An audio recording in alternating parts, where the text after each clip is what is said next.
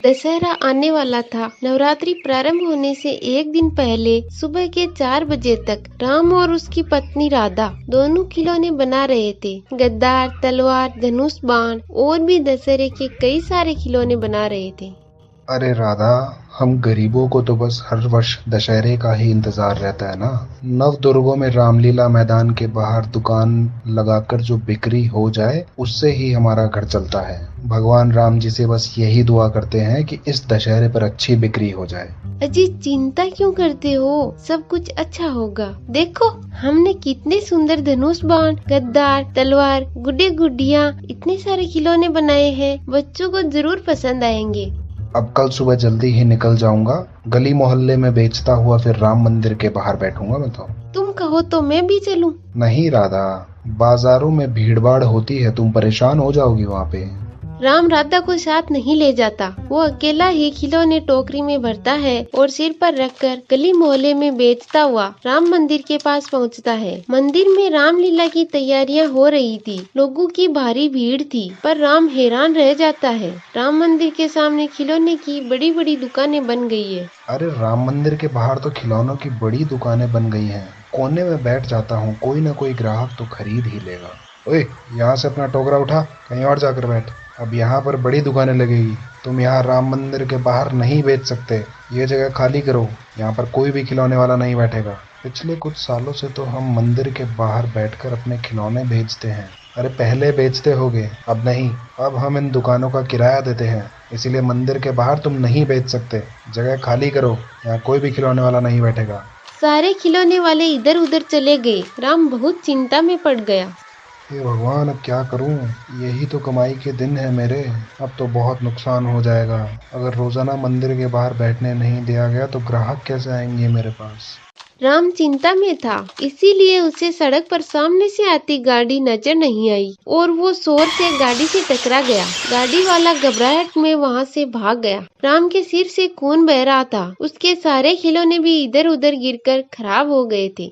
राम बेहोश था। कुछ लोग उसे उठाकर बराबर के अस्पताल में ले जाने लगते हैं। तभी राम के साथ रहने वाला मदन ये सब देख लेता है और वो दौड़कर राधा को बताता है। राधा मुकेश के साथ अस्पताल पहुंचती है। ये सब क्या हो गया? हे प्रभु, ऐसा दुख क्यों? पता नहीं राधा, परेशानी में दिमाग था, इसी कारण सामने से आती गाड़ी नजर नहीं आई। त्योहार के दिन चल रहे हैं, ऊपर से चोट आ गई। अब ये सब कैसे होगा? बहुत नुकसान हो जाएगा राधा। आप चिंता मत करो, मैं खिलौने बेचने जाऊंगी। डॉक्टर आपको शाम तक छुट्टी दे देंगे, फिर आप घर पर आराम करना। अगले दिन राधा खिलौने बेचने निकलती है। भैया जी, खिलौने ले लो। दीदी, ये देखो, तीर तलवार, धनुष, गद्दार, रंग बिरंगी। मेरे खिलौने कोई भी नहीं खरीद रहा। सब मंदिर के सामने बनी बड़ी दुकानों से खरीद रहे हैं। अब मैं क्या करूं? हे राम जी, मदद करो। प्रभु, आपकी भक्ति की करुण पुकार से मन विचलित हो रहा है। अपने भक्त के दुख को दूर कीजिए। हनुमान, इसी समय पृथ्वी लोक पर जाओ और राधा के दुखों का निवारण करो। जो आज्ञा प्रभु। जय श्री राम। तुझे थोड़ी देर पहले हमने कहा था ना, अपने टोकरे को उठाकर कहीं और बैठ। मंदिर के बाहर बैठने की कोई जरूरत नहीं है। कहाँ से उठकर आ जाते हैं। भैया जी, मुझे थोड़े से खिलौने बेचने दो। मेरे पति की तबीयत ठीक नहीं है। मुझे पैसों की बहुत जरूरत है। अरे तुझे पैसों की जरूरत है तो क्या मैं अपनी दुकान की कमाई बंद कर दूं? चला जा यहाँ से। राधा के पास घर लौटने के सिवा कोई और चारा नहीं था। शाम भी हो चली। राधा इसी सोच में घर जा रही थी कि तभी उसके पास एक लड़का आता है। जरा रुको तो, मुझे खिलौने खरीदने हैं। अरे भैया, यहाँ हमारे दुकान से खरीद लो। बहुत बढ़िया बढ़िया दशहरे के खिलौने मिल जाएंगे। उससे क्या लेते हो? वो थोड़े बहुत टोकरी में लेकर घूम रही है। अरे नहीं भैया, मुझे इनसे ही खिलौने खरीदने हैं। कितने खिलौने चाहिए? आप बता दो, मैं निकाल दूंगी। मुझे तो 50 गदा, 50 तलवार और जितने भी खिलौने हैं सब 50-50 दे दो। और बाकी और भी ऑर्डर है। इतने तो मेरे पास है भी नहीं। ओ भैया, इधर आओ, मैं तुम्हें ऑर्डर कर देता हूँ। मैंने एक बार कह दिया ना कि मैं इनके खिलौने बोल चुका हूँ। अब तुम अपना मुंह बंद करके बैठो। दूसरों के काम रोक कर दुकान चलाते हो। सबको भगवान के मंदिर के बाहर दुकान चलाने का हक है। और भगवान राम ही जाने कब किसका पलड़ा भारी हो जाए, कुछ नहीं पता कब किसकी किस्मत पलट जाए। आप ये 20,000 रुपए एडवांस रखो और दशहरे वाले दिन सभी खिलौने बनाकर यहाँ राम मंदिर में ले आना। दशहरे के मेले में यहाँ आए सभी बच्चों को हमारी तरफ से मुफ्त में खिलौने बांटे जाएंगे। राधा रुपए लेकर खुशी खुशी घर चली जाती है और घर जाकर सारी बात राम को बताती है।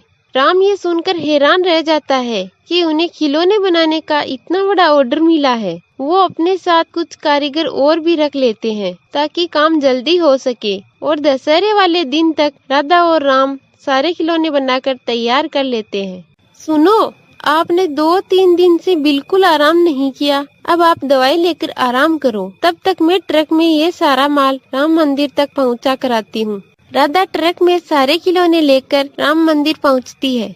आपने दशहरे के खिलौने बहुत बढ़िया और मजबूत बनाए हैं।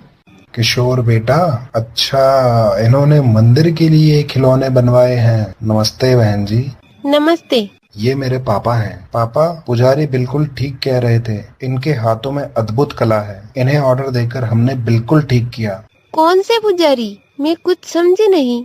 अरे श्री राम मंदिर के पुजारी जी, जो यहाँ के सेवादार हैं। तभी राम मंदिर के सेवादार पुजारी भी आ जाते हैं।